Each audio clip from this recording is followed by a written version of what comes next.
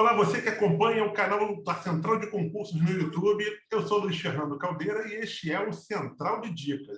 E hoje nós vamos falar sobre como é trabalhar na Polícia Civil do Estado de São Paulo, que vai abrir muito em breve concurso para 2.939 vagas de investigador, escrivão, delegado e médico legista. É possível que esse edital seja divulgado aí entre o final deste mês e o início do próximo. Vamos ver, vamos aguardar para ver o que vai acontecer. Mas os interessados não podem perder tempo e devem iniciar os estudos, né? E para contar um pouco do dia a dia da carreira de um policial civil, falar sobre as atividades desenvolvidas por um delegado, sobre a possibilidade de crescimento profissional na corporação, a participação das mulheres também na corporação, entre outros assuntos, eu trago aqui no Central de Entrevistas a presidente do Sindicato dos Delegados da Polícia Civil do Estado de São Paulo, a delegada Raquel Galinatti. Tudo bem com a senhora, dona Raquel? Obrigado por ter aceito o meu convite de vir aqui ao Central de Entrevistas para falar um pouquinho sobre a corporação com aqueles que vão participar desse tão aguardado concurso para a Polícia Civil do Estado de São Paulo. Tudo bem, Fernando? É uma honra falar com vocês mais uma vez, com todos aqueles que estão assistindo aqui o seu canal, Central de Concursos, e principalmente aqueles que almejam também fazer parte da Polícia Civil do Estado de São Paulo.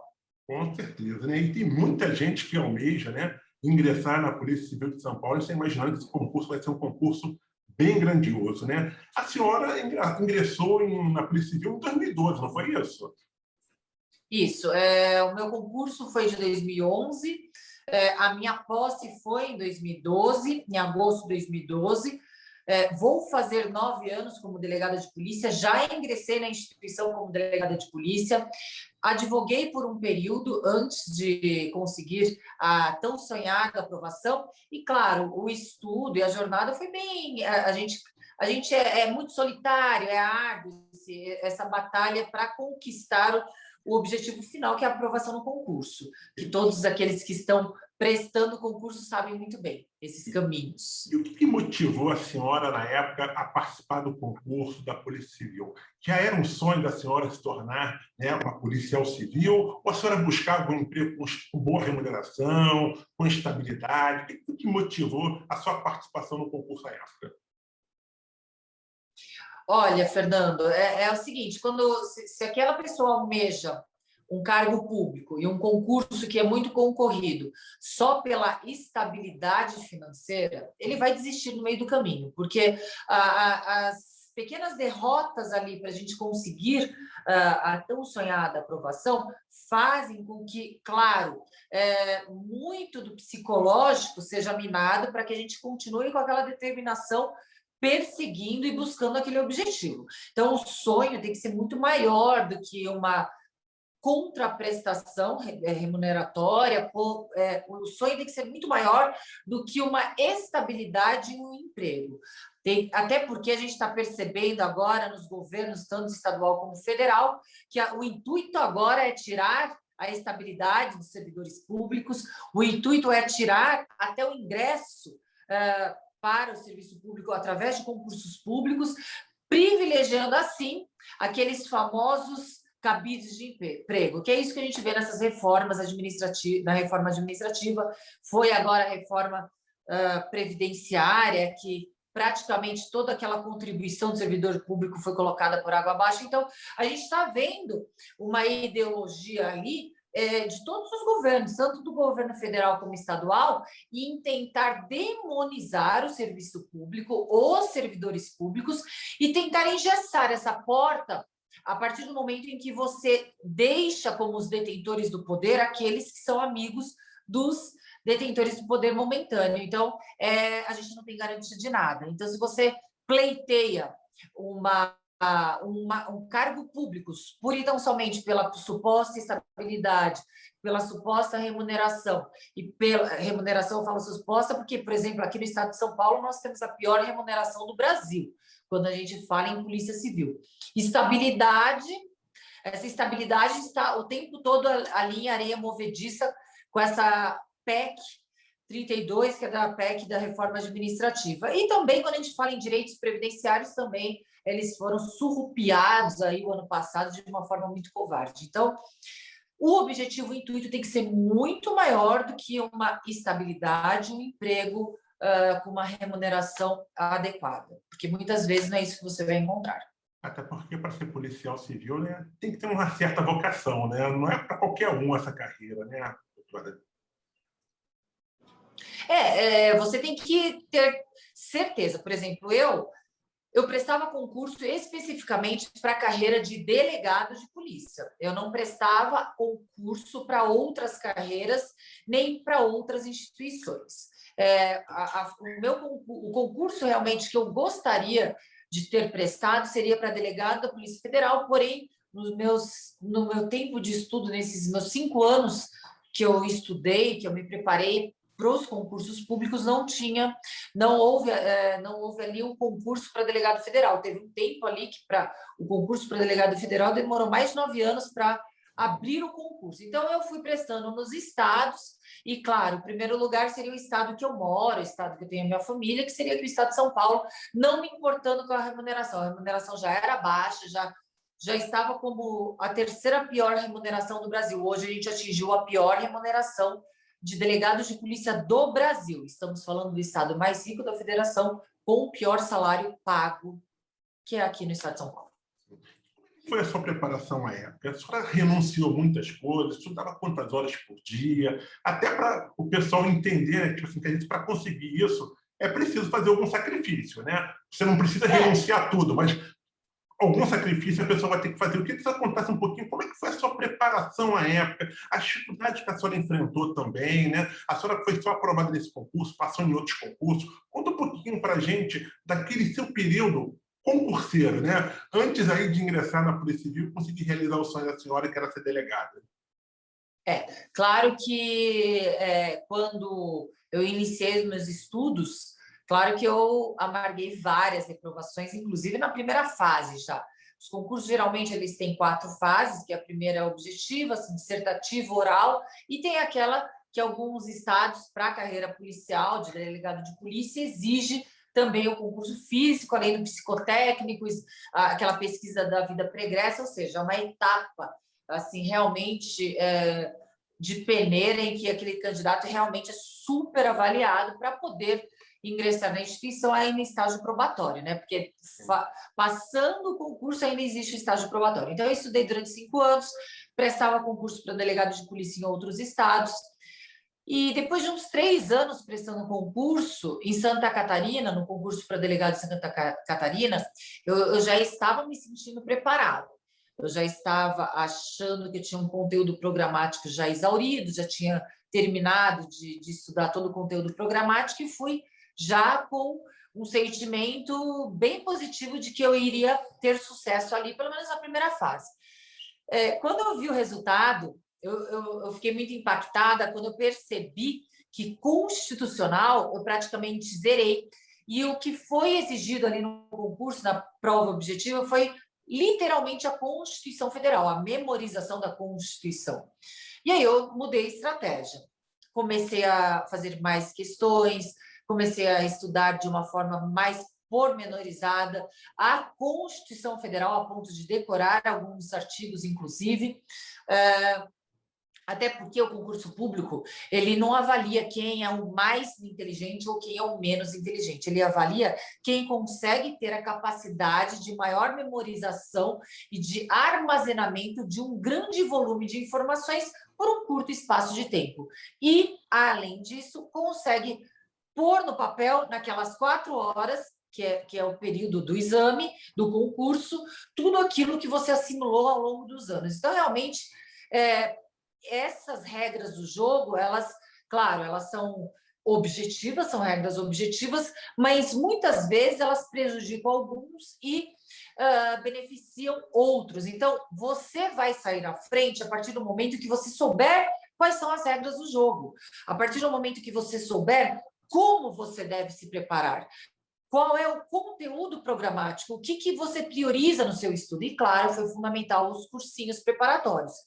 Fiz uns 4 ou 5 cursinhos preparatórios. Eu estudava em cabine de estudo dentro dos cursinhos, das famosas bibliotecas, e sempre ali estava fazendo resolução de questões, comprava... Na época, a internet não era tão fácil, né? Então, eu comprava livros de resolução de questões, Na primeira fase, eu priorizava, sim, a lei seca, o conteúdo programático era a lei seca, e na segunda fase eu já tinha um estudo mais direcionado à doutrina. Bacana. E como é que foi a emoção de ver o seu nome na lista dos classificados do concurso da Polícia Civil de São Paulo? Era aquilo que a senhora tanto almejava ao longo dos 5 anos ingressar, né? Como é que foi essa emoção? A senhora lembra? A alegria de quem sofre dura pouco, né? Porque eu tive aquela alegria, fui aprovada, eu lembro que eram 200 vagas, eu passei em 130, não, eram 150 vagas, 148 vagas, e a minha colocação foi 133. E aí eu fiquei super feliz, nossa, eu passei dentro do número de vagas, aquela alegria absurda.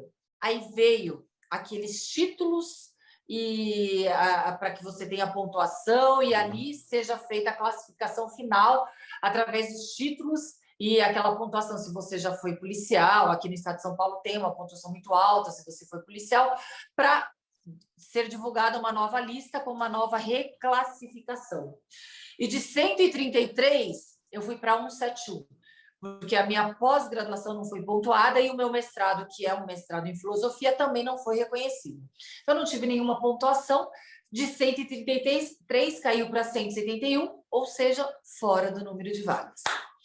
Só que, concomitantemente, eu já tinha sido aprovada na primeira e segunda fase do concurso para delegado em Minas Gerais, que foi mais ou menos simultâneo ali, foi um pouquinho depois do concurso para delegado em São Paulo, foi muito próximo ali. E aí eu falei, vou fazer o quê, né? Eu vou continuar estudando, eu não vou... eu fiz tudo, e aí eu tinha consciência tranquila que eu tinha feito tudo dentro das minhas limitações, o máximo que eu podia. Eu não vou falar, eu fiz o melhor de todos. Claro que não, tem pessoas que têm uma limitação em certo aspecto ou não. O que a gente tem que ter a consciência tranquila é que a gente fez o máximo de nossas limitações. A gente fez o mais do que aquilo, para mim, seria humanamente impossível. Então, eu tinha consciência tranquila que se não fosse aquele momento, seria um próximo ou seria um outro estado. Aí tem vezes que você não consegue muito lutar contra o destino, não consegue desabar. Aí eu continuei estudando para Minas Gerais. Falei, então vamos lá. Então vamos encarar Minas, eu estou fora do número de vagas. E tem aquela coisa, né? Por exemplo, aqui no estado de São Paulo, a gente ainda tem candidatos que foram aprovados nos concursos para delegado de polícia, por exemplo, em 2017, para outras carreiras e não foram nomeados até o presente momento, que foram aprovados fora do número de vagas. E aí eu pensei, a gente não tem uma garantia certeira de que você será nomeado. Então, claro, fui aprovada, minha classificação dentro do número de vagas caiu para 171, saí do número de vagas, que era 145, 148, falei, paciência, vamos estudar, vamos estudar para Minas. E quando veio a minha data para o exame oral de Minas, e em Minas o exame oral é praticamente homologatório, porque o funil é muito grande ali. Só se você realmente dá um choque ali, você ficar estático e não conseguir falar uma palavra para você não passar, porque ali é como se fosse um exame oral, mas juntamente com uma análise do seu perfil, um perfilamento psicológico ali do candidato. Então, ali não interessa muito o conhecimento, porque os candidatos que tinham ido para o oral já tinham sido muito pouquíssimos, até menos do que o número... Não, acho que era similar ao número de vagas. Assim. Então, realmente, afunilou bastante. E aí eu falei, vamos para o oral. Quando eu já estava me preparando a prestar o concurso, a última fase, que seria o oral lá em Minas Gerais, veio uma outra lista. Apesar de eu ter passado fora do número de vagas, a administração, à época aqui, o governo resolveu chamar e nomear, em um primeiro momento, 200 delegados, 200 candidatos aprovados. E aí eu falei, ufa, passei. Aí eu pude comemorar, porque estava ali, já estava a nomeação, já desisti do concurso lá em Minas, já pedi a minha desistência, porque eu sabia que eu ia ingressar aqui, e dali parei de estudar para concurso, fiz academia de polícia, quase 8 meses depois abriu o concurso que eu sempre quis, que foi para delegado da Polícia Federal, não prestei, não estava preparada, e estou feliz aqui na instituição, apesar de todas as adversidades que a gente passa no dia a dia. Perfeito. Eu queria exatamente que a senhora falasse um pouquinho sobre essa fase seguinte, que é a Cadepol, né? Como é que funciona a Cadepol? Como é que é o curso de formação? Ele não é uma etapa do concurso, né? Ele já é, na verdade, o pessoal já é servidor público ali naquele momento, né? Já se torna uma delegada, não é isso? Eu queria que você explicasse mais ou menos quanto tempo dura esse curso de formação, o que se aprende nesse curso de formação, né? Eu digo assim, não necessariamente somente para delegado, mas para ser um policial civil como um todo, né? Porque esse concurso, por exemplo, vai ter vagas para investigador, escrivão, que são duas carreiras que interessam muitas pessoas, né, que estão aqui assistindo esse vídeo. O que um futuro investigador, o que um futuro escrivão, e até mesmo um futuro delegado vai aprender ali dentro da Cadepol? Como é que é o dia a dia da Cadepol? Inclusive, houve um vídeo institucional da Secretaria de Segurança Pública, eu vou até enviar para você, se você puder veicular, que é realmente falando sobre as matérias atinentes e pertinentes à carreira policial, à carreira de delegado de polícia, papiloscopia, medicina legal, temos aulas de tiro, tanto teóricas como práticas, simulador de tiro virtual, temos aulas de RDO, que é o registro do boletim de ocorrência, de inquérito policial. Então, são matérias mais específicas e atinentes à carreira de delegado de polícia. Depende o período. A minha Cadepol foi muito rápida, não chegou a 3 meses, mas tem, por exemplo, colegas que fazem uma Cadepol quase chegando a 1 ano. Essa última turma chegou a quase 1 ano, que foi o período da pandemia, e que parou e voltou. Então, teve esse período. Mas a academia de polícia realmente não é uma etapa. Quando você cursa a academia, você já é um delegado de polícia, você já está com a sua funcional, ou que você não tem ainda o porte, porque você não fez ainda o curso. Que o curso, para que você tenha o porte, tanto do revólver como da pistola, da 12, etc., o manuseio, né, e a habilitação, é feito na academia de polícia. Outros cursos táticos, como TAT 2, que é fuzil, submetralhador e carabina, que eu também fiz, e fuzil, que é o TAT 1, são feitos posteriormente ao término da academia de polícia. Eu cheguei a fazer na academia de polícia o TAT 2, hoje está muito difícil, né, terem munição, terem preparo, terem o Estado conseguir fornecer esse tipo de qualificação para os seus policiais, infelizmente, é o que a gente vê. E o TAT 1 eu já nem fiz na Academia de Polícia, fiz num curso que aqui é o CTT, que é reconhecido e homologado ali a minha habilitação em TAT 1, que é fuzil, pela Academia de Polícia, é o único curso reconhecido pela Academia de Polícia do Estado de São Paulo, em que você esteja habilitado também pela polícia. A polícia, ela homologa o seu curso feito com todos os testes ali exigidos, todas as provas do TAT 1. Então, assim, são vários cursos que você faz ali dentro da academia de polícia, justamente se preparando aquele que foi aprovado para delegado para exercer na prática a carreira, na atribuição. Doutora Raquel, durante o curso de formação, o aluno, o servidor, né, ele já recebe o salário integral dele ou é uma bolsa, metade, como acontece nas outras polícias? Recebe, mas eles não pagam a insalubridade, isso pode ser questionado judicialmente. Inclusive, o sindicato hoje, que estou como presidente, tem ações contra o Estado, e a gente ganha, para pleitear a insalubridade desde o período da Cadepol. O Estado não paga de forma espontânea, então ele retira alguns tipos da remuneração mesmo, né, dos benefícios do próprio delegado, mas é pago sim, não é no primeiro mês nem no segundo, mas você recebe o terceiro mês ilusoriamente 3 vezes que você ganha, porque você já recebe 3 vezes mais o salário. Aí você volta no 4º mês já de volta com a realidade, que pera lá, o salário não é esse não. Tá certo. E uma coisa... E aí por diante. Demora uns 2 a 3 meses até receber o salário registro integral, do servidor. Né? Perfeito. E durante o curso... Não, mas recebe de uma vez só. Perfeito, perfeito.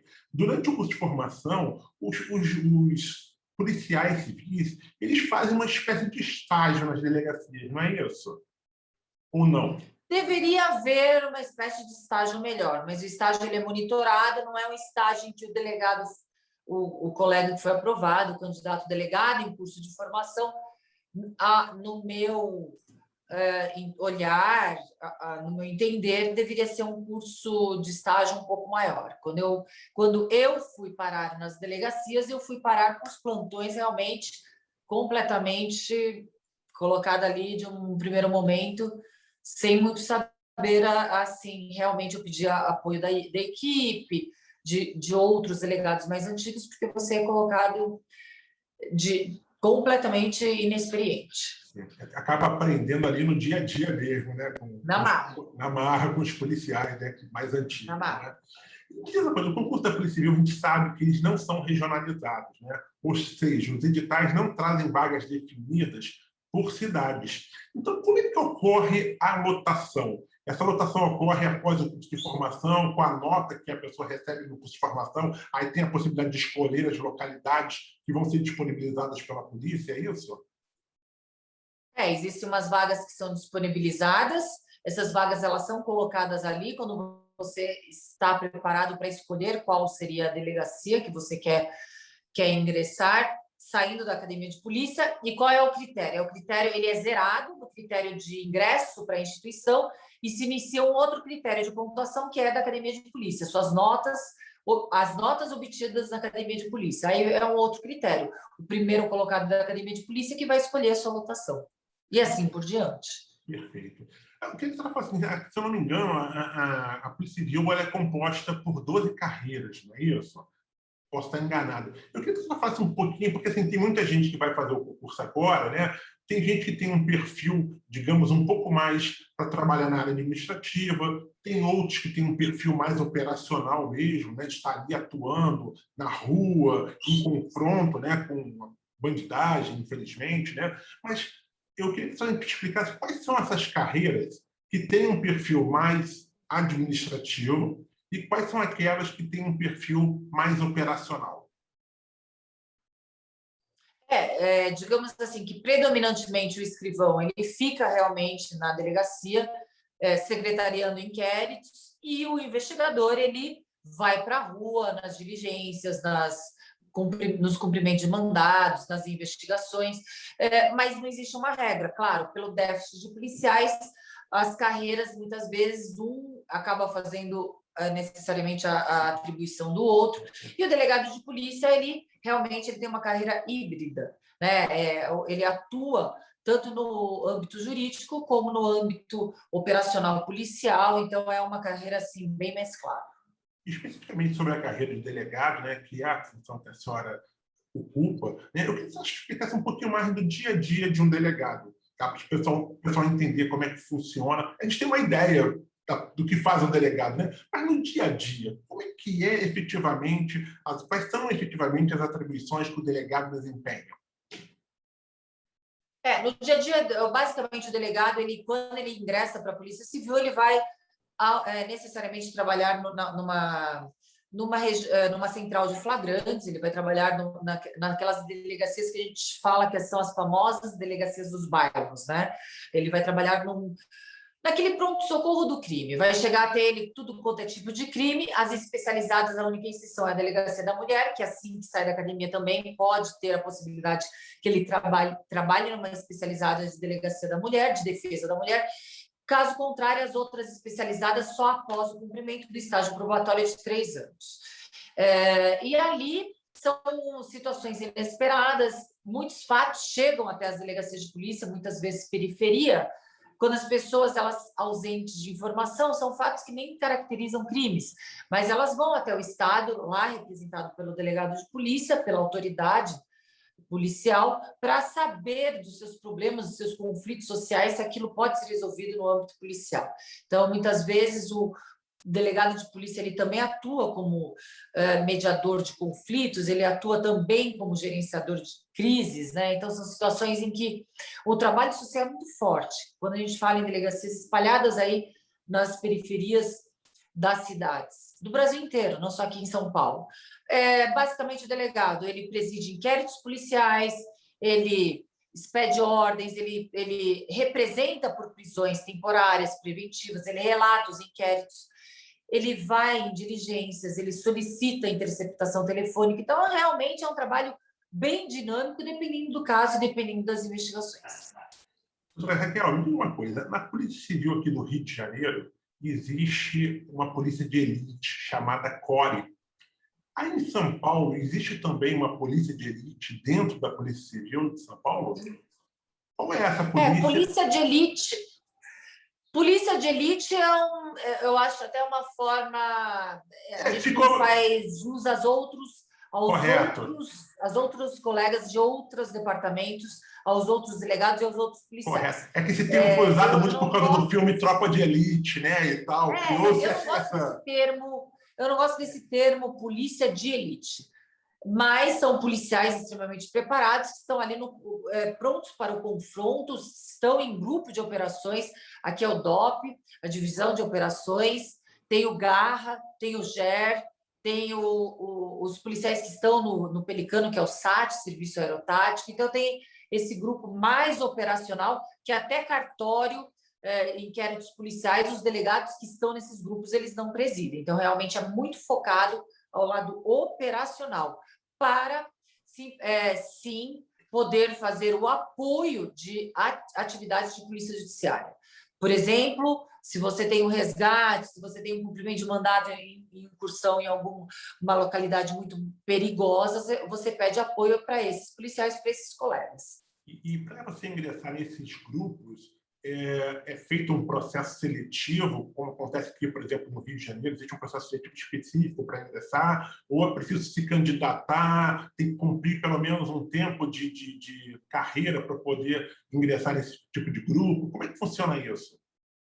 Olha, aqui eu sei certamente que não existe processo seletivo, ainda não existe um processo seletivo.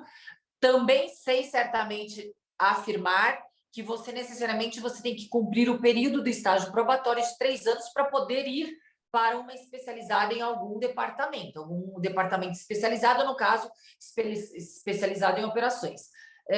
Outros critérios na análise para o ingresso desses policiais, eu não sei.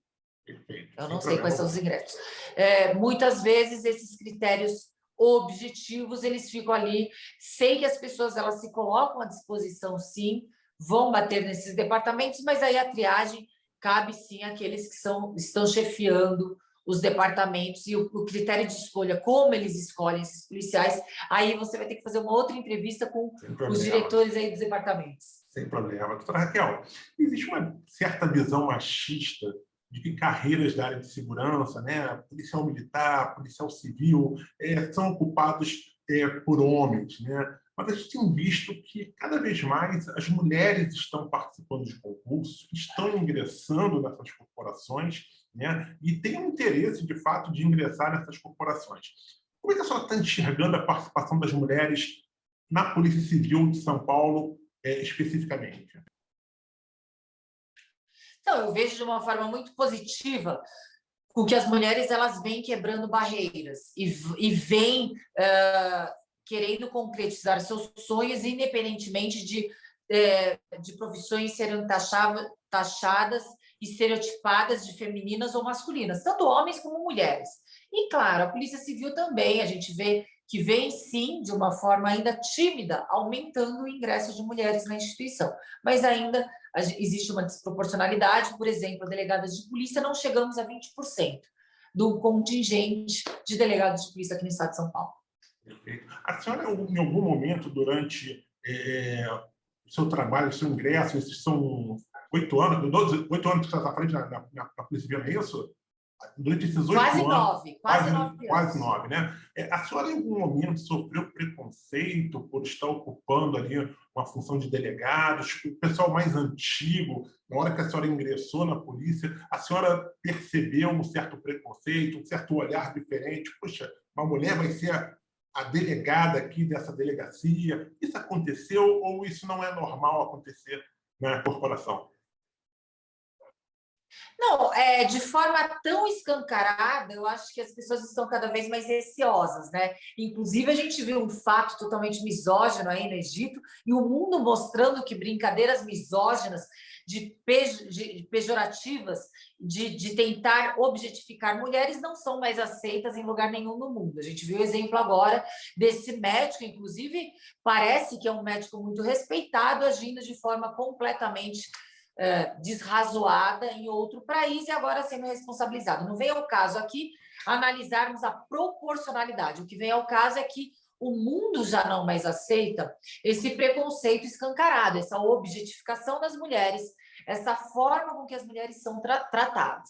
Mas é óbvio que de forma velada, não ostensiva, a gente percebe até um certo tipo de preconceito, e o pior que não é pelos mais antigos, não, até pelos próprios contemporâneos, até infelizmente pelas mulheres, subestimar a sua competência, a sua capacidade. A gente percebe sim que algumas mulheres são vítimas de situações em que elas às vezes nem percebem, e que, claro, a gente tem que lidar com essas situações muito mais do que teríamos que lidar se fôssemos homens. Por exemplo, o fato de sermos requestionadas, de sermos colocadas em situações difíceis para que possamos ter um posicionamento muito rápido, a cobrança é muito maior, de forma muito velada. Isso sim. E se eu já passei preconceito por superiores não hierárquicos, mas já percebi certo tipo de tentativa de menosprezo, né? Uma tentativa de te colocar, tirar você do seu lugar de fala pelos pares contemporâneos, até mesmo por mulheres, infelizmente. Infelizmente. Mas acredito que não é uma exclusividade da Polícia Civil, acredito que a sociedade passa ainda por esse processo, e a Polícia Civil é apenas um reflexo. Se eu falasse aqui para você que a Polícia Civil é machista e fizesse um recorte e colocasse como muito mais machista que a sociedade, eu poderia afirmar isso, mas é um reflexo da sociedade que também é machista. O recorte é idêntico. É verdade, com certeza. E, doutora Raquel, de modo geral, como é que funciona o regime de trabalho, a escala de trabalho na Polícia Civil? Assim, tem gente que trabalha em escala, efetivamente, né? 24/72, eu imagino que seja essa, né? E tem gente que trabalha, faz aquele regime de expediente, que são 8 horas diárias. Como é que isso é definido? É a natureza do cargo? Teoricamente é assim. Sim, mas é a natureza do cargo? Não. É a delegacia onde a pessoa é lotada? Como é que funciona essa divisão de trabalho? Teoricamente é assim. Quando é plantão, é essa escala de plantão, que deveria ser, muitas vezes essa escala não é respeitada, muitas vezes pelo déficit de policiais, muitas vezes pela própria atribuição ali do caso em concreto sendo analisado, e existe a escala de expediente normal para aqueles que estão em delegacias ou especializadas ou que estão em delegacias mais do expediente, que é para investigações de inquéritos policiais e que não estão nos plantões. Geralmente, a escala é essa, mas na prática, muitas vezes, tem vezes que essa escala não é respeitada, aí cabe aí o sindicato, que dá todo o aparato jurídico legal para que o colega vá buscar os seus direitos no âmbito judicial. Mas a definição, se trabalha em escala, se trabalha em regime de expediente... Não existe. Não é definida por onde a pessoa vai trabalhar, em que delegacia ela vai trabalhar? Não. Mas toda delegacia ela precisa de plantão, toda delegacia ela precisa de expediente, não tem algo específico em relação a isso. Até o grupo de operações especiais existe expediente. Perfeito. Mas, por exemplo, assim, eu sou um investigador que participei desse concurso. Como é que eu vou saber se eu vou trabalhar de expediente? Não vai saber. Não vai ser definido pela chefia do local? Exatamente. Vai ser definido pela chefia do local, né? Então, ok, o chefe da delegacia que vai definir se a pessoa vai trabalhar em regime de escala ou em regime de expediente. Perfeito. Exatamente. Não é o policial. Perfeito. E outra coisa também, questão que eu gostaria de saber é o seguinte: obviamente, os salários da Polícia Civil, como a senhora falou, não são tão altos, né? Ainda mais se comparados com outros polícias aí de outros estados, né? Mas ainda assim não são salários razoáveis, né? Perto da maioria, né, da população brasileira, tanto é que as pessoas procuram exatamente ingressar porque sabem que vai ter um salário pelo menos digno para se poder trabalhar, né? Para se poder viver. Mas eu queria saber o seguinte: além do vencimento básico, o policial civil ele ganha alguma gratificação, tem direito a algum benefício ou é somente aquele salário básico ali? Somente aquele salário, infelizmente. Somente salário básico. E como é que funciona? A não ser se você for um delegado de uma central de flagrantes, que você ganha uma gratificação, que é o GAT, mas isso é só para delegado, não é para os policiais. Perfeito. E como é que funcionam as progressões e promoções dentro da Polícia Civil? Em quanto tempo, por exemplo, se chega ao topo da carreira? A gente tem policial que não chega ao topo da carreira, porque o critério é subjetivo quando a gente fala em classe especial. Em classe especial não são todos. Tem muitos policiais, muitos delegados que saem na polícia em primeira classe. A gente ingressa como terceira, vai para a segunda. Hoje eu sou uma delegada de polícia de segunda classe, vai para a primeira. Agora, ir para a classe especial, que é automático, que já é uma certeza em praticamente todos os estados, aqui em estado de São Paulo não. É um critério realmente muito subjetivo, é um critério de escolha. Esses critérios para essa escolha não são objetivos para que todos tenham a mesma paridade de armas para poder concorrer a essa vaga de classe especial. Então, a gente não chega, não é uma certeza que você chegue ao topo da carreira. E qual é o período? Tem colega, porque a gente tem duas possibilidades, por tempo de serviço ou por merecimento. Então, tem colegas que com 15 anos já são classe especial e tem colegas com 40 anos que não chegam a uma classe especial. Realmente é meio temerário isso. Isso acontece também para as outras carreiras ou não? Sim. Também, independentemente de ser a carreira de delegado, as outras carreiras também não tem um tempo certo para se chegar a esse topo. Não, porque você pode alcançar as outras classes por merecimento, mais uma vez, critério subjetivo. O único critério objetivo é o tempo de serviço. Então, a lista vai andando por tempo de serviço, você vai saindo da lista, conseguindo galgar a outras classes, entendeu? Obviamente, eu fui pelo tempo de serviço para a segunda classe, não fui por merecimento. Até porque, afastada pelo sindicato, como presidente do sindicato, eu não tenho mais a possibilidade de ir para outras classes por merecimento. Perfeito. E, por exemplo, aquele policial que se qualifica, faz um mestrado, faz um doutorado, isso conta para uma futura promoção? Também não. Não. Só se for de sua forma subjetiva. A forma objetiva, não. Perfeito. Perfeito. Em relação a esse concurso, a gente vai ser a oferta inicial dele, né? É de aproximadamente 3.000 vagas, 2.900 e poucas vagas. A senhora está otimista que possa, durante o prazo de validade do concurso, ser convocado o quantitativo de modos aprovados, sobretudo em função do grande déficit pessoal que existe na corporação? Hoje, se eu não me engano, é mais de 14 mil, não é isso? Fernando, mas infelizmente a gente precisaria de muito mais concursos, esse número não é suficiente. Mas a gente vê a realidade. Hoje a gente tem candidatos que foram aprovados em 2017, até o presente do momento não foram nomeados. Existe duas situações, do que deveria ser feito e do que é feito. O que é feito não é feito nada com um comprometimento real com a segurança pública por parte do governo. O que deveria ser feito é a abertura de novos concursos, suprir o número de déficits de policiais, mas a gente não vê. Então, a gente trabalha com expectativas de cumprimento das suas obrigações e o governo não cumpre. Então, realmente fica muito difícil a gente poder fazer uma análise aí interpretativa do que a gente acha em relação às probabilidades, vendo todo o conjunto objetivo colocado aí em frente, concreto, de falta de policiais. E a gente percebe que a razão ali ela não impera nas escolhas políticas deste governo. Perfeito. Doutora Raquel, quero muito agradecer a sua participação. A gente está aqui encerrando o nosso central de dicas, né? Desculpa, o nosso central de entrevistas, né? Aqui da central de concursos. Eu gostaria que a senhora deixasse uma última mensagem para todos aqueles que sonham em ingressar na Polícia Civil por meio desse concurso que vai ser aberto possivelmente entre o final deste semestre e o início do próximo aí, e vai oferecer vagas para escrivão, investigador, delegado e médico legista. Que mensagem final a senhora pode deixar para esse pessoal? Primeiramente, eu quero agradecer a oportunidade de falar com vocês, com todos aqueles que assistem o canal, né, do Central de Concursos. É muito importante que você tenha um direcionamento, os cursinhos preparatórios fazem isso, fazem com que o seu caminho seja mais curto, para que você consiga atingir os seus objetivos, mostrando as estratégias, o planejamento estratégico de estudo. E a minha mensagem é: não desista. Se você tem um sonho, vá atrás desse sonho, que esse sonho vai ser realizado, só depende de você. Perfeito. Raquel, mais uma vez, muito obrigado pela sua participação. Eu quero agradecer a todos que assistiram essa entrevista e peço que deixem o seu like caso tenham gostado do vídeo. Convido também a todos para se inscrever no canal da Central de Concurso no YouTube. Assim, toda vez que um vídeo novo for ao ar, você vai receber uma notificação. Então é isso, pessoal. Projeção, um grande abraço a todos e até a próxima. Tchau, tchau, gente. Valeu!